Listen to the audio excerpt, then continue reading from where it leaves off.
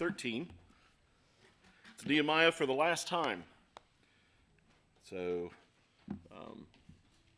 I have said this before, it's always bittersweet when we come to the end of a book that we've been working our way through. It always feels like you're leaving a good friend behind, even though we know we're not really.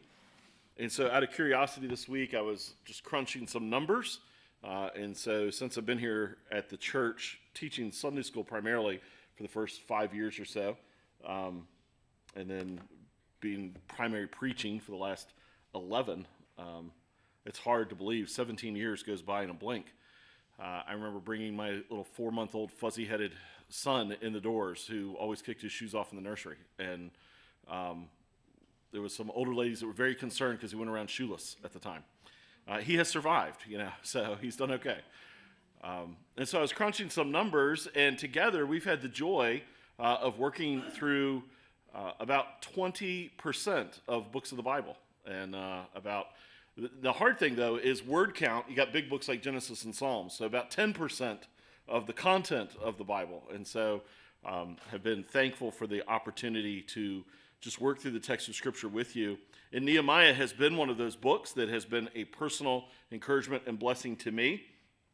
And so I wanted us to take one last look at Nehemiah and really look at him. And as we've come to the end of the book, to recognize Nehemiah, as he's writing this, is really wrestling through some things. And I believe that it would be a help and encouragement to all of us to think about it from his perspective one last time before we walk away from this wonderful book. Let me try to maybe help us think through it this way. There are some things in life that are difficult to process. Certainly, there are positive ones like a surprise party, a surprise birthday party, things like that you're suddenly in shock and, oh no, what is happening?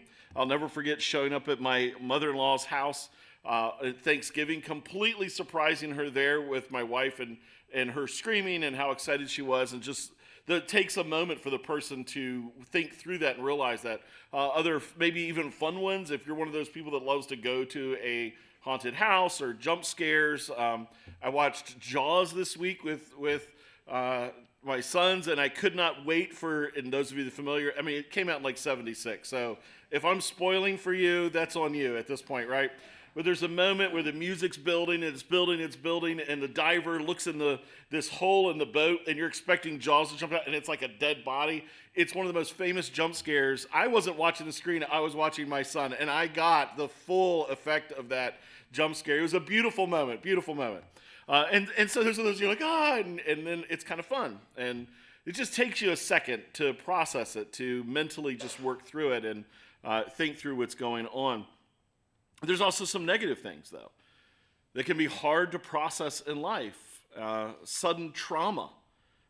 There's even language that sociologists use to describe it, things like trauma shock that happens. And trauma debilitated is how a person feels. And they've done all this research and studies that your brain function lowers, your ability to make decisions slows.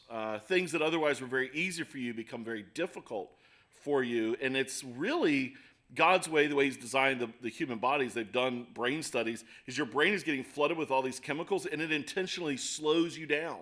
And it's so that you can survive, because you can't process all the things that are happening in that moment in a very negative way. Some people even say that they felt trauma stupid. Like suddenly they were not as smart as they used to be because of what they were going through. All of this to just describe to you this morning how hard it is in life to process certain things, to think through them, to understand them in their context, and to adjust to the new normal of life. There are things that are happy, adjusting to the news of a new baby is on its way, a raise at work, successful completion of something. All of those are an easier adjustment for us to make, to process, than negative things like a sudden death or a terrible diagnosis. Biblically, there are things that are hard to process.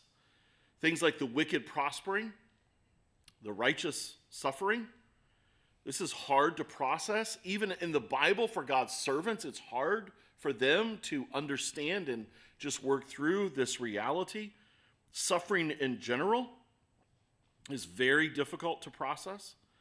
One of the things that keeps showing up as a theme in the Bible that's hard for us to think through and to work through is a season of fruitlessness when we've been faithful. The feeling that I've done all I could do, and yet there's no fruit for it. I look back and I just don't see the benefit and the blessing of the effort and the time. You know, there is this whole concept out there of reward and time investment, and kids learn this pretty quickly, I think, in school. Or I say quickly, they learn it through school. You could put in a certain amount of effort and get an A. Or you could put in another 4 hours and go from a 90 to a 93. And you learn over time that 4 hours isn't worth it. And so you're constantly adjusting, and as you go through different kinds of schooling, you're learning that. You could study those spelling words for an hour and be pretty assured of getting a high B or an A, or you could study it for 4 hours and only get 2 more points. It's just not worth the other 4 hours. And you learn that through negative experiences of not studying enough. You learn it through positive experiences. You learn that there's a limit, and you just begin to understand these things. And good parenting helps kids to understand this. You learn this at work. You put in and put in and put in, and you're anticipating good performance review, and everything's going to be well. Maybe you'll get a raise, and you have just gone above and beyond, and then your boss doesn't give you a raise at all. And you're like, I'm not sure that's worth it. Doing my job, yes, for God's glory, but the extra? What was the return? And I think that one of the things that we see in the Bible is a sense of, I've been really, really faithful, and I was anticipating some fruit for this. And by fruit, I don't mean personal reputation. I don't mean accolade. I don't mean people patting you on the back, but results for this. Moses expects some fruitfulness. He comes back. He spends 40 years in Egypt. He spends 40 years in the desert. He comes and is God's instrument to rescue the Jews out of Egypt. He expects some fruitfulness. His anticipation is this, that the people seeing God's wonderful delivering hand through the Passover and the Red Sea, that they will be all on board with hearing truth from God and following God. And what he ends up with is a whole host of miserable, ungrateful rebels. And he's just devastated by this, to the point that he's like, God, I'd rather die than keep leading these people. The fruitlessness of the leadership, I'm just not interested in. The prophet Elijah goes through the same, God, kill me. I'd rather you kill me than I continue to do this because I'm prophesying. No one is listening. Jeremiah is known as the weeping prophet. At Jeremiah's beginning, he's told, don't bother to get married, don't bother to have kids, because ain't nobody going to listen to you anyway. That sounds like a fun job. Isaiah is told to preach until everybody is revealed to be a rebel, broken, and resistant to God. And Isaiah's like, now how long do I preach that message? As long as I want you to, till it's really revealed that nobody's going to repent. Wow, that sounds like fun. Like the fruitlessness of this, Jesus experiences a degree of fruitlessness when everyone abandons him. Everyone except his mom, a few other ladies, and John abandon him, betray him at his crucifixion. We look back and we say, but look how the church has changed the world. Look how Christ has changed the world through redeeming lost people to himself. Yeah, that all happened after he died and resurrected. He's healing people and they're wanting to kill him for it. There's the struggle of fruitlessness in our lives when we've been faithful that is hard to process. Nehemiah is an astoundingly faithful man. He has risen to the level of being a cupbearer to the most powerful king on the planet. That is literally his most trusted household servant, bar none. Because this is the guy that's the gatekeeper to prevent people from using common assassination tools. There's no way you get to that without faithfulness. He is a gifted organizer and administrator and leader. He sets vision and he knows how to manage people.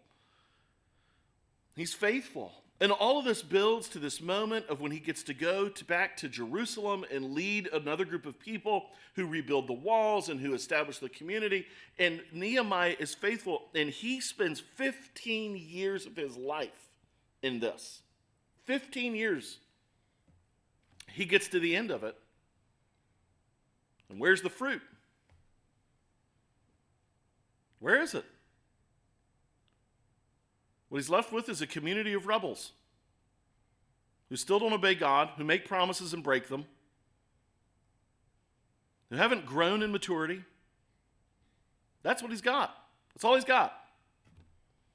And it is hard for Nehemiah to process this.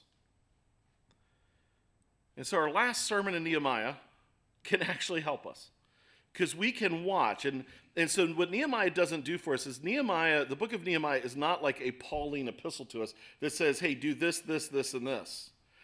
This is not, you can't write a book like, here's your 5 self-help steps to overcome discouragement of fruitlessness. It's not prescriptive that way.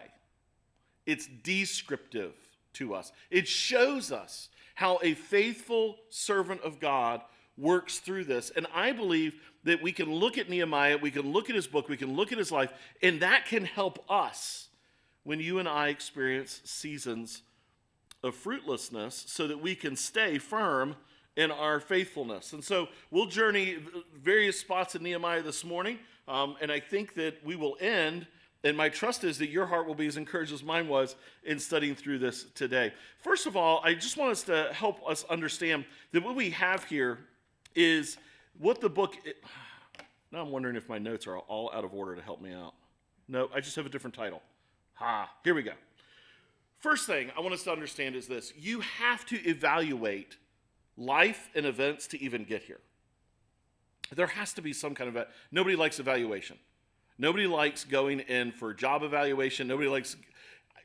Even when you think you're going to get a good grade, I've never met people that are super excited about that report card. There's always a twinge of fear. There's always a risk that you're going to be wrongly evaluated. When we moved my mom this past summer, they actually found I think it was my half-year kindergarten report card. And so my children got great delight out of that. Now, my kindergarten teacher was my first serious crush at 5. This long blonde-haired Swedish girl that was probably maybe 23. We were either her first kindergarten class or her second. Super young. I mean, I remember to me, she was just like the vision of beauty. So I was the kid that I refused to learn how to write my address because the punishment was you had to stay inside during recess for one-on-one time with Miss Betsy Krause to be taught how to write your address. Man, I slow rolled that thing for months because I'm like, I don't know how to write my address. Play on the monkey bars, one-on-one time with Betsy Krause, I'm going there all day. I was a mess as a child, as you can tell. And so when she's like writing my report card, he's a very sensitive child. He plays with these things. You're getting evaluated. How do you evaluate a 5-year-old? Like, have fun, don't hit other kids, right? Like, do life. Like, that's the way it is. He's doing better at, not picking his nose and eating it. Like, what do you expect? And so when we evaluate, sometimes, though, we can evaluate wrong things. I saw one lady, she was responding to her child's report card this past week. I think her child was 4, was in pre-K. And one of the questions was, does this child take their academics seriously? He's 4. He's 4. The mother was like, I don't care. He's 4.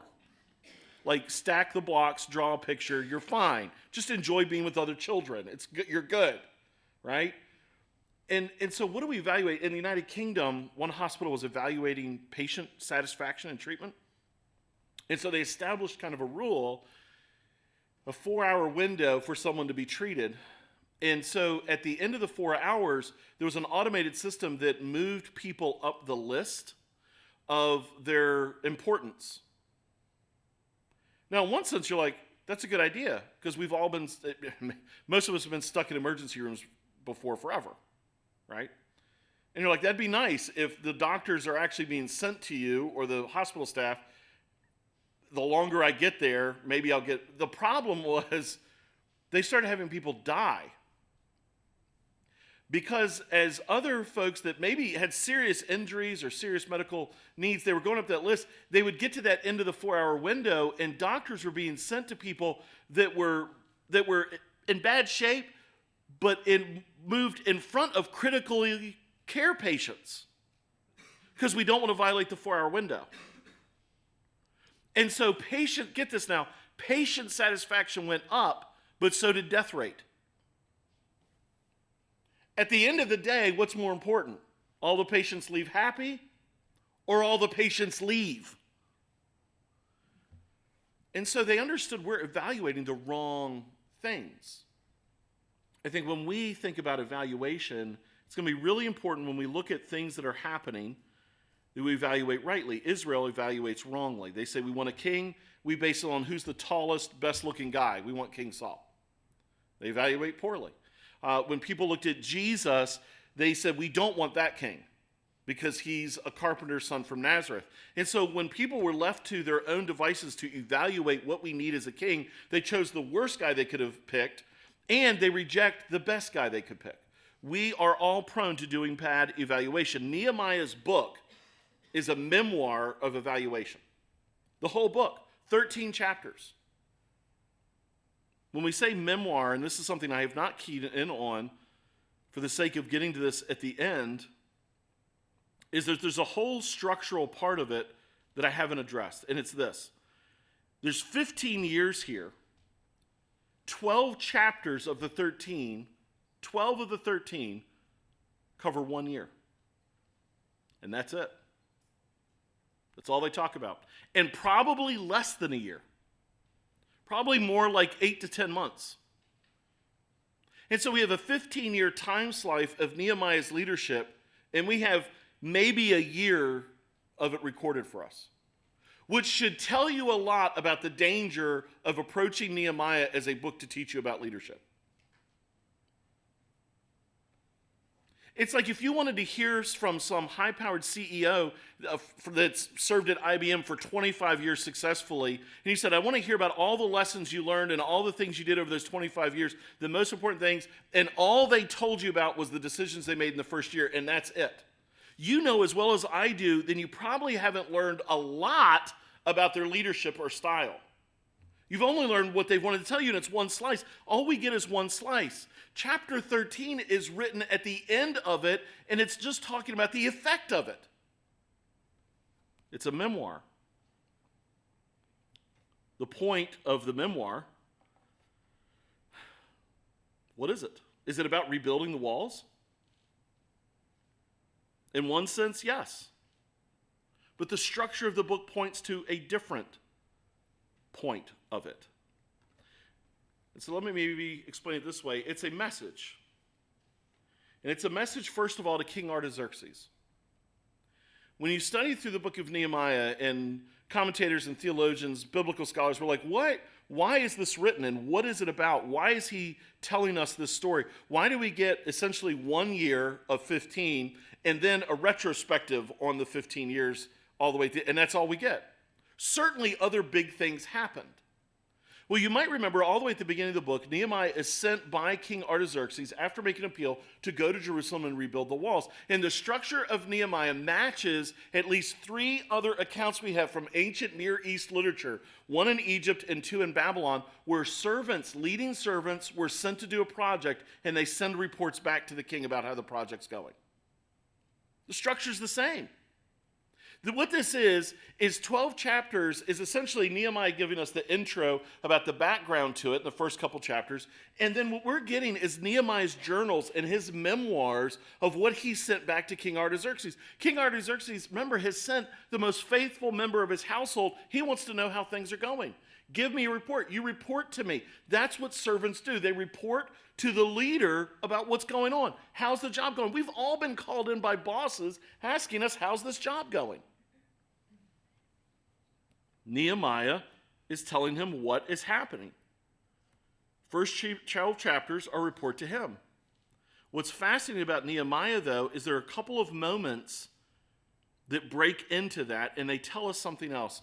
Nehemiah's memoir was, in large part, and part of the report he sends back to King Artaxerxes, but it's also a report to the King of Kings. Nehemiah is written like one who has considered, how do I give an account to Artaxerxes? But the deepest part of his heart is, how would I give an account to God about what I've done? Do you ever think about that? How would I answer to God about the things that I have done? About the things that I have accomplished? I remember being given jobs to do by my dad at times, and then being a foolish and also normal child, goofing off. And my dad showing up and saying, "Is that all you've gotten done?" There's an expectation of what I should be able to produce in that time frame. It's given an account. Nehemiah lives in the world that he will give an account to God, and he's thinking through this, and it's actually God's kindness to us that he's writing it down. The guy that is noted as one of the best leaders in all the Bible is constantly thinking, how would I give an account to God for my leadership? And this is what he thinks towards the end of his book. Not very much. I actually don't have a lot to show for it. Nehemiah's memoir is him processing through what's happening. Now, there's a couple of breaks. And so what Nehemiah has done structurally is he has written this memoir that he sent to Artaxerxes. And our best understanding is now at the end of the 15 years, he took that memoir, his journals, his scrolls, and now he's thinking through it, and he starts making additions. Let me show you some of those. If you go back to Nehemiah chapter 5, you can see how he does this. In Nehemiah chapter 5, verses 1 all the way down through verse 13, this is when he's given an account about how the nobles and officials are abusing the poor, how they're taking advantage of them, they're taking them into debt, these guys are losing their properties, and so everybody is being subjugated by these nobles and officials, and all of this is happening while the wall is being built. Because people have left their farms to come to the city to build the walls, they're building the walls, they can't farm the land. They're selling all that they have. It's current time. Chapter 5, verses 1 through 13 are current time of the wall building. How long did it take to build the walls? 52 days. That's all it took. Remember, because that was part of the amazing thing of what God had done. But then when you get chapter 5, verse 14, look what he says. Moreover, from that time that I was appointed to be their governor in the land of Judah, from the 20th year to the 32nd year of Artaxerxes, the king, 12 years. Verses 1 through 13 are the current time of the building. You can't write verse 14 until it's all done. Verses 1 through 13 were real time. Verse 14 is Nehemiah inserting back into his memoir a retrospective on what happened and what he was feeling and what he did. Verses 1 through 13 would have been that part of the memoir, King Artaxerxes, this is what I did. Verse 14 down through the end of the chapter to verse 19 is him saying, God, this is what I did. How do we know that? Look at the end of the chapter, what he says in verse 19. Remember for my good, O my God, all that I have done for this people. This is like Nehemiah looking back and he's saying, God, look what I did. And what did he do? You remember what we learned he did? He forwent all the money and that he was supposed to get as a governor. So I'm giving up my salary. He went without the animals that were supposed to be provided because as the governor, it was his job to be feeding all these emissaries, feed the nobles, feed the officials. And so there was this special monetary allotment, taxes that were used to provide for that. Nehemiah went with all that. He paid for it out of his own pocket. So for 12 years, Nehemiah sacrificed. And that's what he's saying. Remember God, what I have done. How would I give an account to God for the faithfulness that I have shown? It indicates an addition by him. You can see it again if you go to chapter 6. If you go to chapter 6, and if you were to begin in verse 1 and to start going all the way down, what you end up with, all the way down through verse 13, is a tale once again of Sanballat and Tobiah. And Sanballat and Tobiah and the wicked things that they do, these are the enemies of God. Remember, Tobiah is the guy that eventually moves into the temple, that Nehemiah drags him out of the temple, throws him out, throws all of his furniture out. I mean, there's moments in Scripture you wish there was like a security camera footage of in the temple of the room with the doorway that Tobiah is living in, and you kind of would see Nehemiah go in, you see Tobiah running out, and like right after Tobiah is like this chair. And then a lamp coming flying out, and you're like, whoa, what is going on? This is Sanballat and Tobiah. The first multiple verses, all the way to verse 13, are the real time during those 52 days. But you get to verse 14, and there's this weird addition. Remember Tobiah and Sanballat, oh my God. According to these things that they did, and also, and we get this person, the prophetess Noadiah, and the rest of the prophets who wanted to make me afraid. Who are they and when did they happen? Sometime during that 12 years. Noadiah doesn't show up anywhere else. Neither does all these multiple prophets. So what Nehemiah has done is he's looked back and he's thinking back to if I were to ask you, remember several weeks ago I talked to you about the story of your life. And I said, how would you tell somebody in maybe a few hours, 3 hours about your life? What would you say? Well, you could be pretty comprehensive in 3 hours. You can cover lots of ground. But if I had to shrink that down to 30 minutes, what would you tell somebody in 30 minutes? If you shrunk it even down further to 3 minutes, what if you went to an elevator ride of 30 seconds? What would you tell somebody in 30 seconds about who you are? The key things of your life, you think back to them, and that's the way we tend to think. What are the major moments of my life? What are the key aspects, key events that have taken place? Nehemiah is going back through his memoirs, and he is thinking back to key events. One of the key events that stood out to him was the enemies that he faced, the opposition that he had experienced while he was leading in Jerusalem. And so he makes this additional statement. You can see it again if you go all the way to chapter 13. In chapter 13, you might remember the structure from last week. The first several verses, and this is obvious. This one is, I think, super obvious. On that day, they read from the book of Moses, and they're hearing the people. This is when they hear the reading of the word, and they kick all these foreign nationals who were leading them to idolatry. They kick them out of the land. But then, if you go to verse 4, he goes back in time. He says, now before this.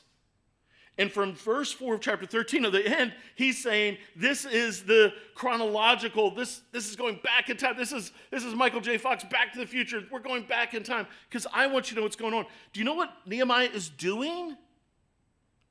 He's thinking about the hard things he had to do as a leader. And that's why the structure of chapter 13 matches the 3 commitments they had made in chapter 10 that they violated all 3 of them. We are going to observe the Sabbath and keep it holy. We are going to follow temple guidelines. And so we're going to provide for the temple. We're going to have the Levites come back. We're going to feed the Levites. We're going to give the tithes so temple worship can continue. And we're not going to intermarry anymore. Those are the 3 commitments. No intermarriage, provide for the temple worship, observe the Sabbath. And what does he do in chapter 13? He's thinking back, and it's like he's talking to God about all the things he's done. And he's saying, God, look at all the ways I was faithful.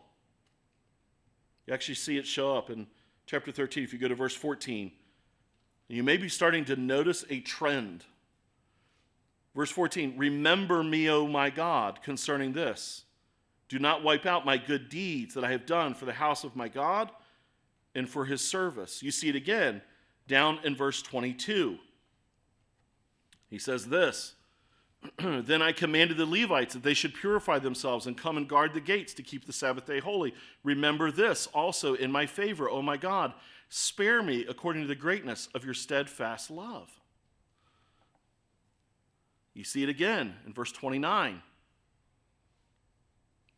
He says, remember them, O my God. He's talking about the ones who did evil. Remember them, O my God, because they have desecrated the priesthood and the covenant of the priesthood and the Levites. And you see it one more time in verse 31. And I provided for the wood offering at appointed times and for the first fruits. Remember me, O my God, for good. You see a theme here. Nehemiah's memoir, that's what the book of Nehemiah is an accounting to the king of what he has done. And like any good evaluation, you could boil it down to this. Look at the work that I have done. Does it pass the test? Is it enough?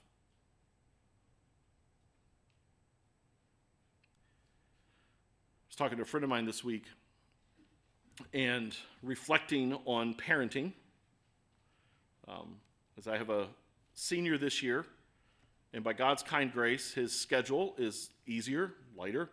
And so every other Friday, we get to go hang out, have lunch together. It's a lot of fun. He's a fun kid. I love spending time with him. And I was just sending a message to my friend. I said, it's just one of those things that I think as a dad, you think, did I do enough? And every good parent I've ever met in my life thinks that way. Did I do enough? Did I do enough? And let's be honest, every one of us answers no. Like, we just do. Because we are faulty, weak people. We parent our kids when we're like in our 20s, when they're little. We don't know what we're doing, right? We don't have a clue. We're harder on some things than we should be. We're looser on other things than we ought to be. We're bad examples on other things, and we're like trying to do the best we can, and we look back and we're like, wow, God, thank you, first of all, for preserving their life, because I'm clueless. Help them to forget my mistakes, embrace whatever good they may have learned in my home, and be a far better parent than I ever was. Like, that's just your perspective. And I think that's true for anyone. You look back and there's this part of us, it's enough. And I think that's how we tend to approach life. Anyone who is serious, intentional, and introspective. And so what's weird is you can get to older, you can get to in your 20s or 30s and think, well, look what I've achieved or what I've accomplished. I've got a career, I've got a job, I'm doing this, I've worked really hard, or maybe I finished school. You can get to your midlife, right? Like I'm 49 and I'm like, well, look what I've done, and these are the things I've done. You can get older and be feeling like you're towards the twilight of your life and say, God, look what I've done. And it's so weird because all of us suddenly feel like that 6-year-old bringing home some pottery project that was supposed to be a candy dish, and just thankfully it's in some cup shape, holding it out and saying, God, is it enough?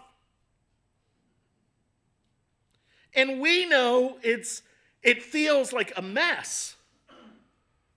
There is a part of Nehemiah's heart that's doing that. He's looking back on 15 years and he's like, God, is it enough? And so when we think about evaluation, we tend to think success or failure. I think what's interesting is when you read Nehemiah's memoir, the book of Nehemiah, Nehemiah doesn't focus at all on any of the things that some people might have thought of as success. I think that's what's really fascinating to me. Even increasingly, as I'll see certain people, hear certain people, we're preaching Nehemiah as the leader, and I'm like, just so you know, Nehemiah didn't feel successful.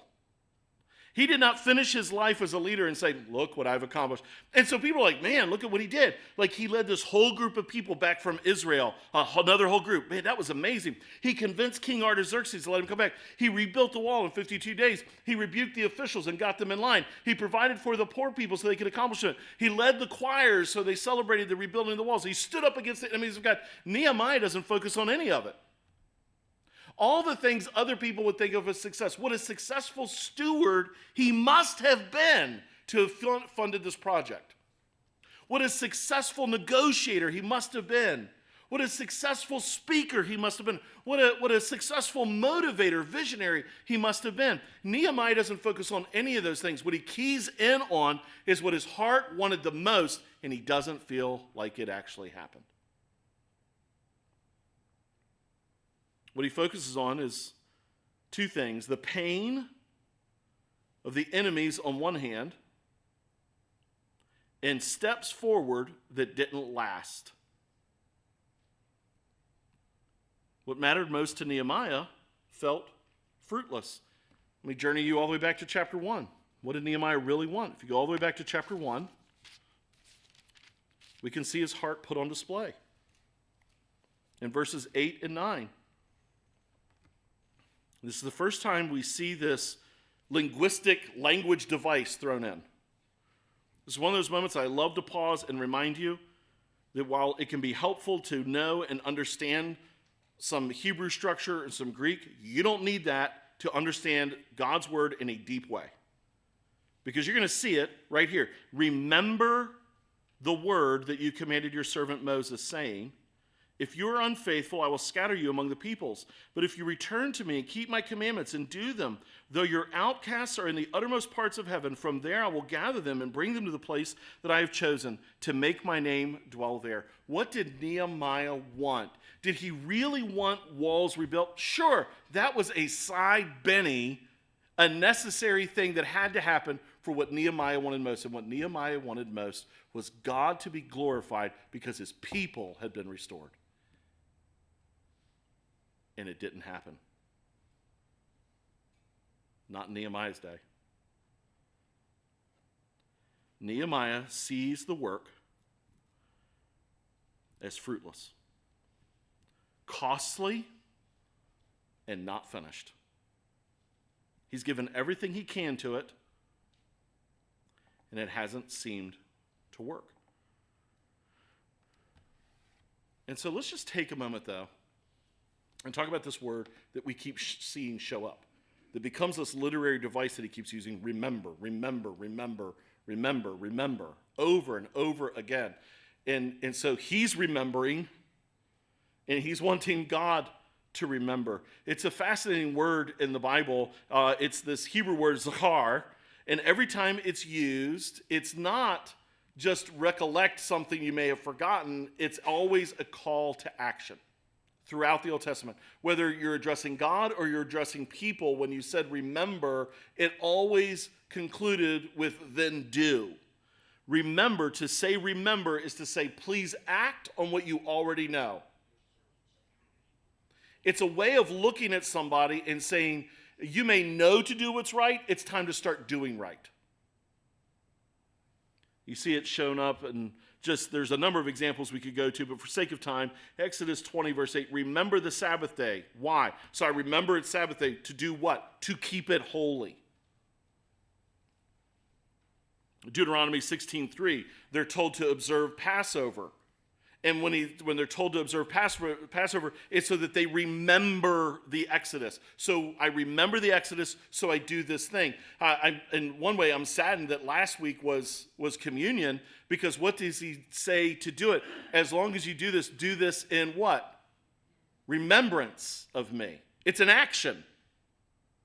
To remember is always to act, and to forget is to fail to act on something you already know. You see it with the chief cupbearer who was supposed to remember Joseph. The chief cupbearer did not remember Joseph, but forgot him. And what he meant was he refused to bring him before the king. It's crazy. It's like you go to all this school, to all this study. That moment has actually always bugged me. Because if you were in prison and you were with a guy that told you what your dreams meant, told you who was going to die, told you who was going to live, there's this momentous moment, this unbelievable, epic moment where you get taken out of this horrible prison cell, brought before Pharaoh, and you're delivered. You would have to be on some serious medication to forget what just happened, wouldn't you? He didn't forget. He refused to act. That's the way the language works. It shows up all the way through the Old Testament in particular. Nehemiah's prayer in chapter 1, to go back to it then in verse 8, he's talking to the omniscient God.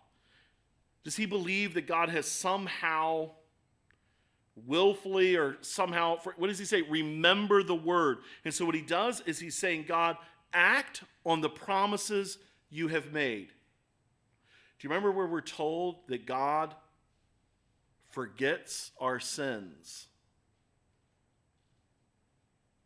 Do you know what that actually is saying? He's refusing to act against us for our sinfulness because he's put his wrath on Jesus.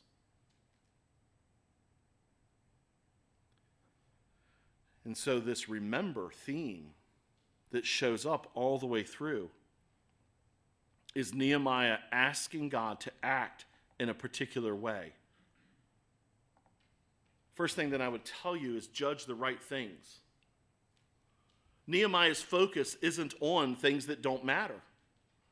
If we put this in modern language, and pastors particularly can be prone to this, How do you evaluate success? Or how do you evaluate fruitfulness in ministry? And they commonly will joke and say it's the 3 B's.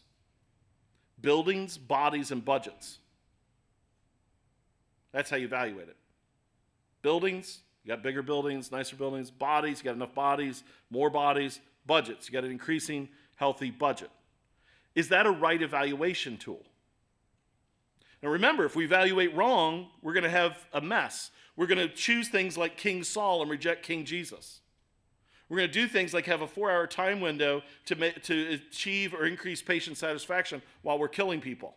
You know, the nice thing about it, if you die, you can't fill out a patient satisfaction form. If we get evaluation wrong, we're going to be a mess. What about in parenting? How do you evaluate it? How do you evaluate this has been fruitful? How about in marriage? How about in friendship? How do you evaluate fruitful friendship? How do you evaluate evangelism? How do you evaluate fruitful discipleship? How do you evaluate fruitful community? By every observable metric, Nehemiah's investment, Nehemiah's ministry, Nehemiah's sacrifice was fruitless in the ways that mattered the most. Who cares that the temple is rebuilt and the walls are rebuilt when you invite the enemy of God Almighty to live in them? What good is it? The first way I would challenge you to process fruitlessness is make sure you're evaluating the right things no matter how painful it is. If you shift the target, you will miss the journey God has you on and the blessings he intends for you. And you can do it either way. You can do it as the way I've been describing. You can also do it in a way that maybe there's been real fruitfulness, but because you're focused on the wrong things, you're missing what God has done. You have to be willing to wrestle through this in honesty and in integrity. Be willing to own the feelings of fruitlessness that you'll experience. Be willing to be honest about the discouragement. Nehemiah is, Moses is, Elijah is, Paul is. I think we can be too. Be willing to sit with uncomfortable realities. And so how do I process through then this feeling of fruitlessness? First thing is I would say is Nehemiah helps us because he puts it in one of 2 buckets. And this might actually put words to your sense of fruitlessness at times. And the buckets he puts it in is that which is evil and that which is righteous. And ultimately you could even say it this way, what Nehemiah longs for is for the unseen to be made visible. The hidden to be made obvious. That's what his heart is longing for. And so when he prays on 2 different occasions, remember, O God, them. Remember the enemies and the wicked they've done. Tobiah, Sanballat, Noadiah, the other prophet and prophetesses, the guys who do intermarriage, the guys who let Tobiah move into the temple. Remember them, God. Punish evil. It's a cry for justice. And what Nehemiah is experiencing is there's never been full justice. Now wrap our minds around that. Nehemiah literally is like yanking guys' hair out that are the enemies of God, throwing people out of the temple, cleansing the temple, kicking these guys to the curb, saying, no, I'm not coming out in the valley to meet with you. You just want to kill me. Get out of here. But Nehemiah understands that is partial justice. There's not full justice. It's not like God has spoken down from heaven and said, Tobiah and Sanballat are evil. No, Nehemiah's good. There is a heart in him that wants more. And there's nothing wrong with it because the more he wants is not vengeance. It's not revenge. He doesn't take the law into his own hands. The more he wants is God's holiness to be put on display as evil and wickedness are punished. And there's nothing wrong with that. Nothing. Is God zealous for justice? Then if you follow God, you ought to be also. On the other hand, Nehemiah is desperate for righteousness to be rewarded. For there to be a true unveiling that if you will follow God, if you will honor God, he loves you and you're his child, and he shouts glorious, praiseworthy things over you, and he's pleased with you, and he invites you into his kingdom, and he celebrates what you've done because you love him, because he first loved you. And it's this wonderful moment of joy. And Nehemiah wants that celebrated. He wants the courage and the sacrifice to be noted. Why? Because his prayers for community restoration have simply not happened. The most he can point to, all the way back in chapter 1, when he says, remember God, return to me, he says, and I will keep my commandments and do them. Though your outcasts are in the uttermost parts, I'll bring them back, and I'll make them my people, and I'll dwell there. The most Nehemiah can say is, man, my prayer was for everybody this to happen. It only happened for me. Where we will experience a sense of fruitlessness the most is where evil seems to triumph and righteousness doesn't seem to win. That's where it'll feel fruitless. This is why parents who have poured into their children, faulty, broken, mistaken, ain't nobody perfect. So if you judge by perfect standard, like you're trying to be God, and the last time I checked, there is somebody in the Bible who tries to be just like God. Things don't go well. Hint, hint, Satan. It's a satanic ideal to judge people by perfection. So everybody must. But it's like a parent who has poured in, who has done truth, who tried to disciple, who tried to evangelize their children, who's tried to love their children, tried to demonstrate Jesus to them in very imperfect ways, owning their failures, being honest about who God is, trying to point, and then their children rebel and run the other direction. There's a devastation in their heart, and it feels fruitless. Why? Because it feels like evil won and righteousness lost. And so when that happens, there's a temptation to move the target then, isn't there? But they turned out okay because they got this degree, or they're successful here, they've got married. But meanwhile, if they're really honest down their heart, what they really want most is that their child would just come to know Jesus. And they feel a sense of fruitlessness. And you could apply that in all kinds of areas. Some of you spent and are spending your entire life working careers trying to have integrity and doing it honestly, because that's what God calls believers to do. Impacting and influencing your coworkers by showing them the love of Christ and showing them the gospel, and at times, by God's grace, telling them the gospel. And you are coming and you're going through your career, and if you think back, there's a part of your heart that wants to say, but was it worth it? It can feel fruitless. You've shared the gospel with somebody time after time after time, and they continue to reject it. You can feel fruitless because it feels like evil wins and righteousness hasn't. And so how do we process it? As much as I've tried this week, I cannot put this process into tidy steps for you. And by you, I mean me. Instead, I think it's a lot more like a game of whack-a-mole. Most of you know my first job was Chuck E. Cheese, fixing the video games. Pretty sweet for a 15-year-old. Until I had to get in the mouse suit. That was an unfortunate afternoon. For me and the children. Right. But there's this game, whack-a-mole, and you get this little padded hammer, and you put your token in, and these they look like little moles, and you hit them as they pop up all over the place, and however many you pop up, you get the tickets. I had to work on this game so much, I literally knew the routine. I could get the perfect score every time. Whack, whack, whack, whack, whack, whack, whack.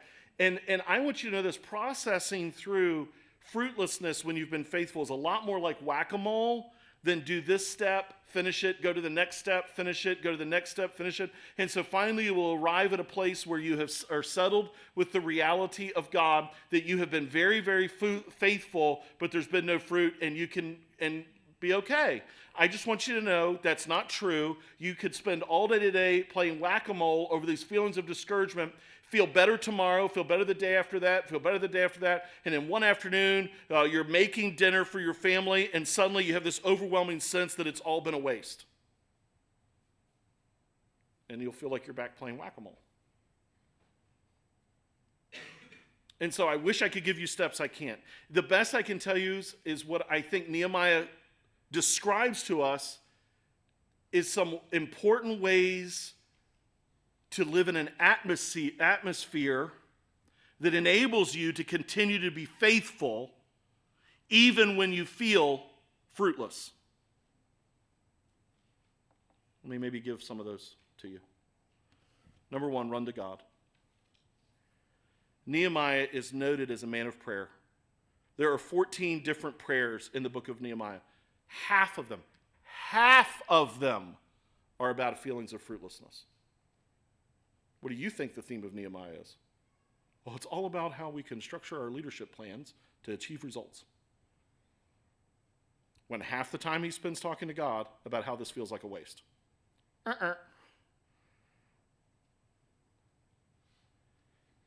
Nehemiah continually brings his complaint and plea to God to act in line with the faithfulness that has happened.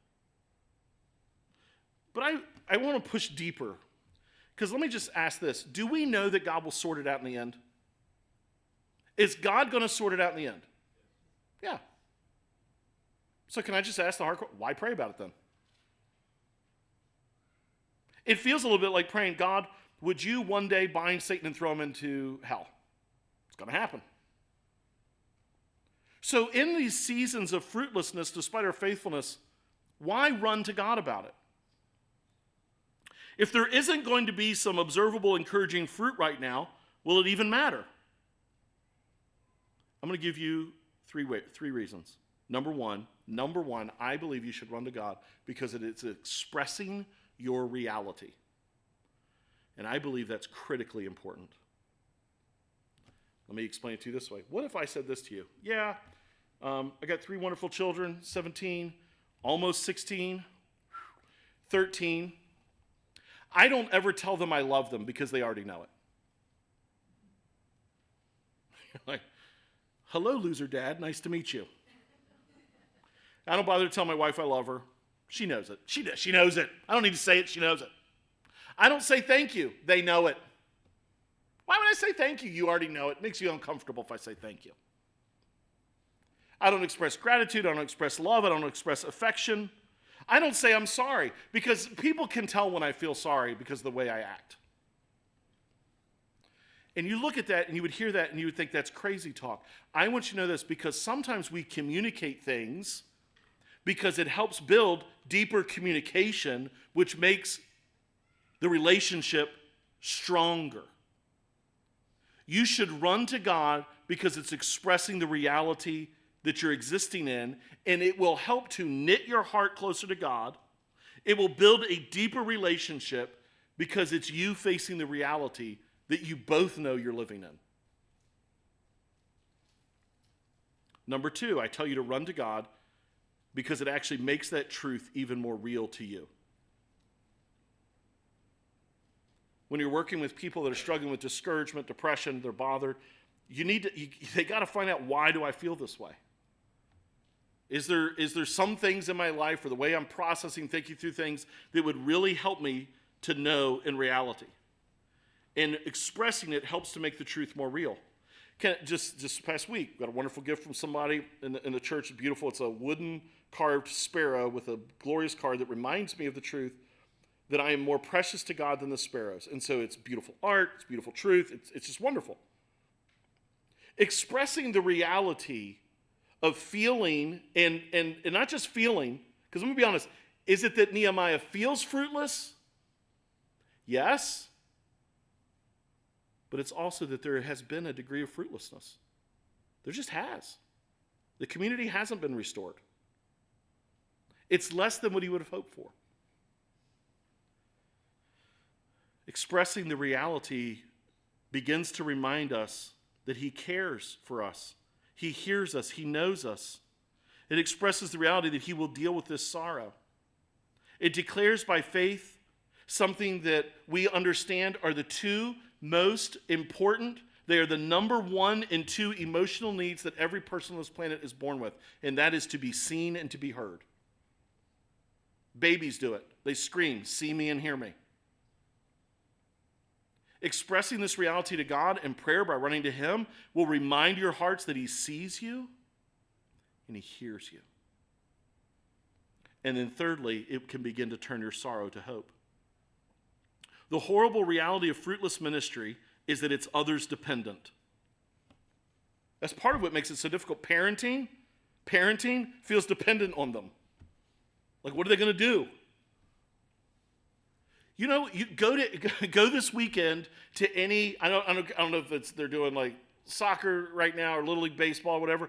Go there and you're going to find parents at any game who are living their identity through their kids, aren't they? It's horrible to watch.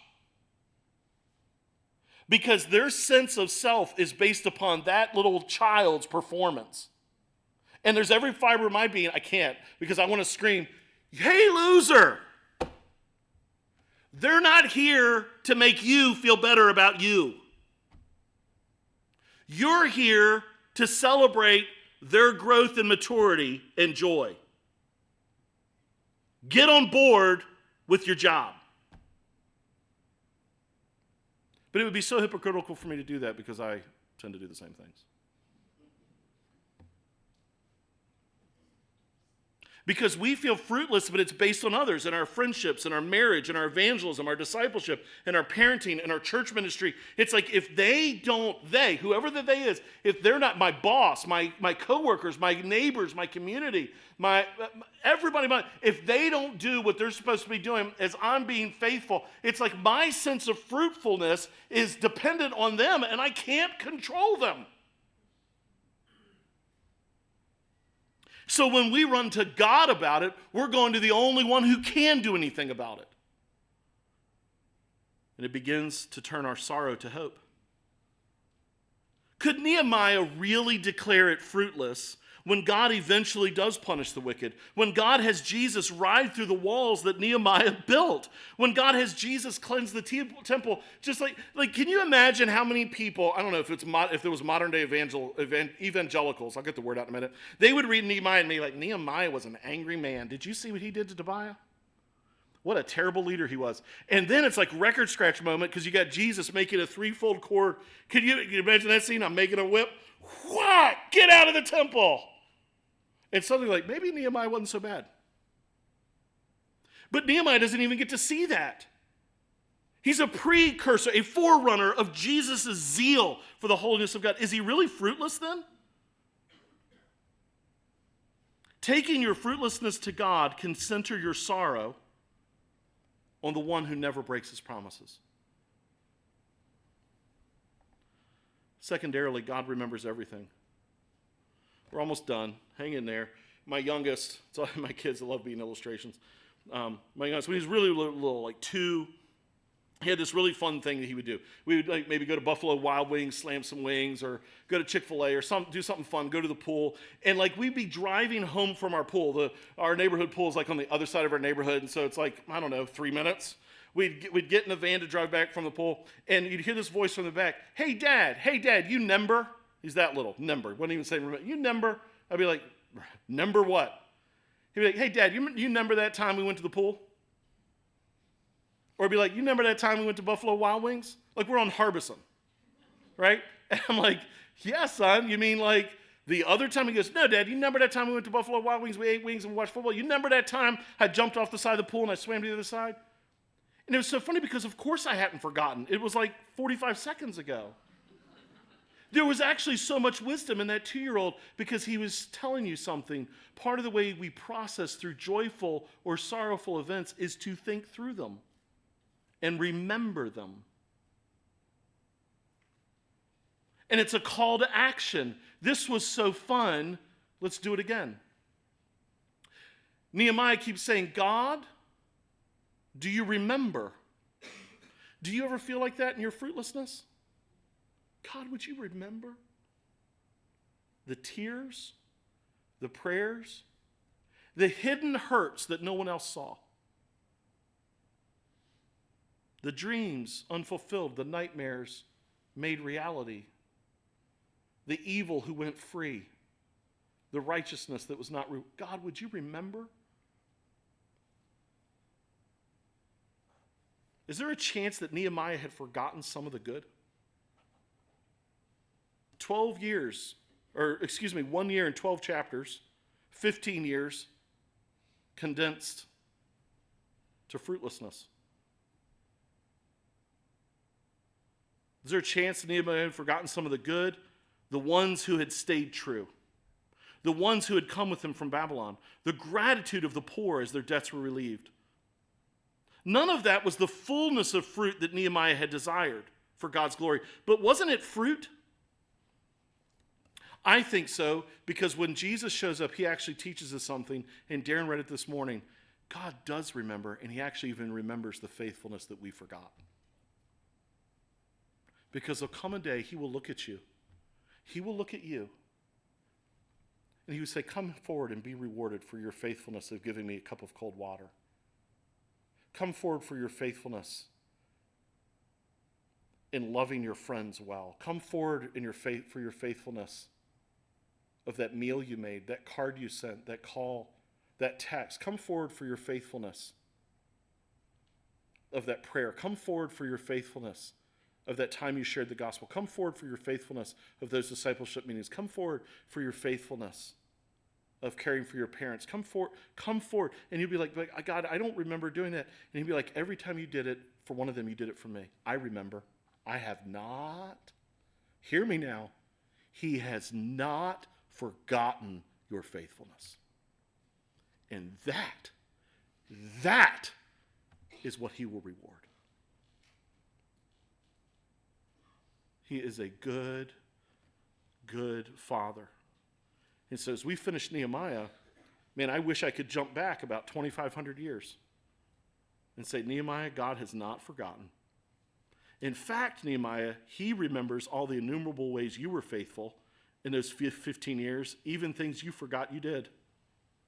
And he's going to reward them all. He's going to celebrate them all. He's going to put the fruit that really matters on display. And what fruit is that?